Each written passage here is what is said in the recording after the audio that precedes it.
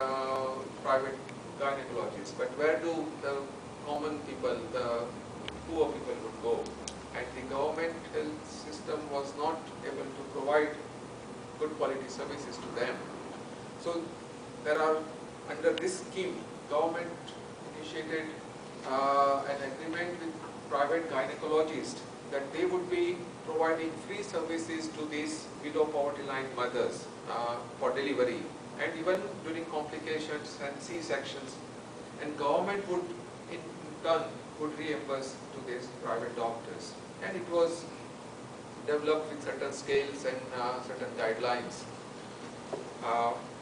Sewa Rural was an instrumental in designing this scheme with the government.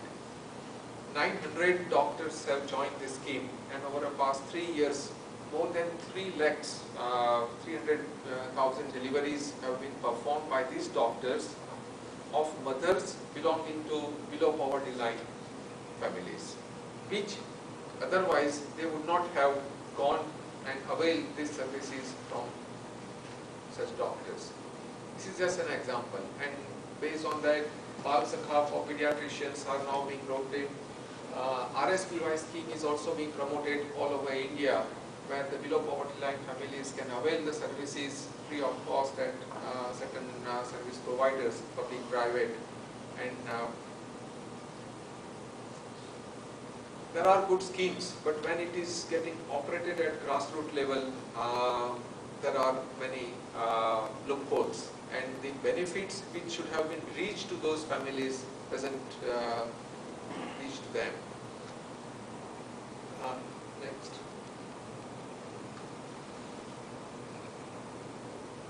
The threats are continuing. It's not that we overcome one obstacle and there are new things building up.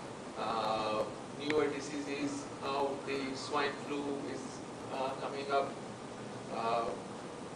Now disease of aging is also requires an attention. So far we were focusing mainly on family planning, mother-child, reproductive age group, but has to look at the aging population as well. Vehicular accidents. I think more deaths are occurring in India now because of vehicular accidents than any other medical illness. Next. Okay, no, that's fine. It's okay. Yeah, go ahead. Go ahead. Go ahead.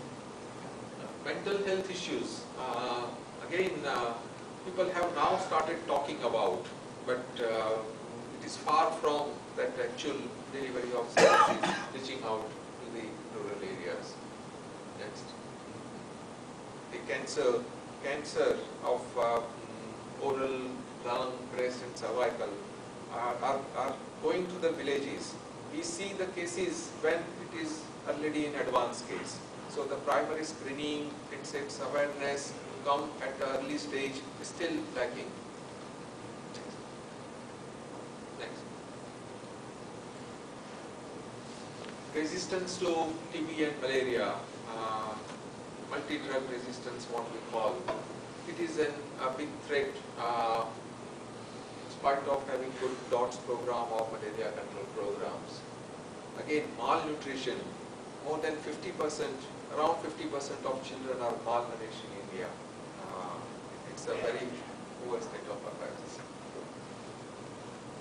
Waterborne diseases still continues, which is a primary source of infection, and it is again a real pathetic situation. Next.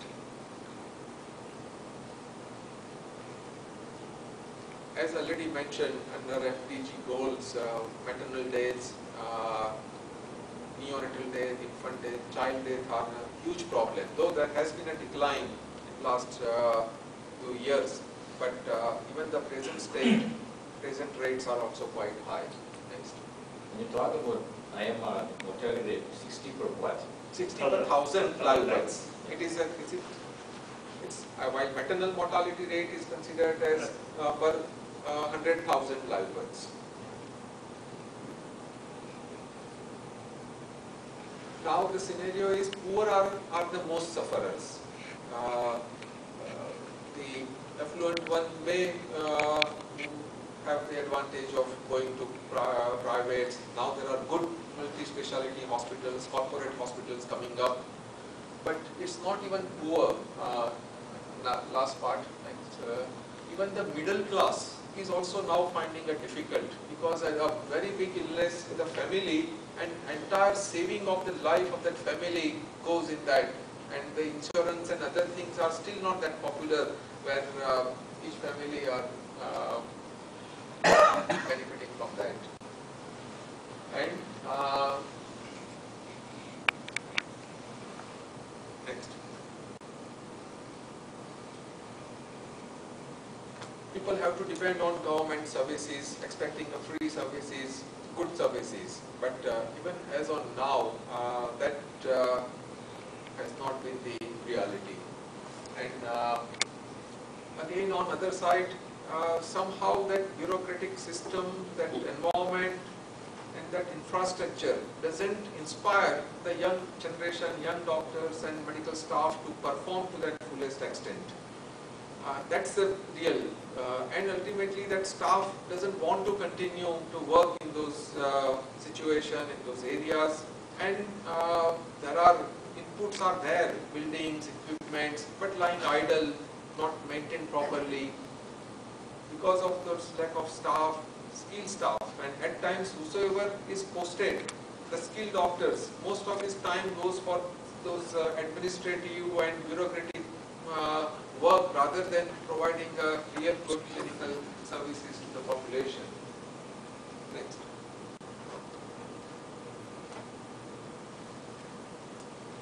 Ambulance facility, yeah, I forgot to mention, that was the scenario just 2 years back when ambulance were posted but were not available most of the time. But now that particularly in Gujarat and now in other states as well, that 108 emergency response ambulance has come in. And now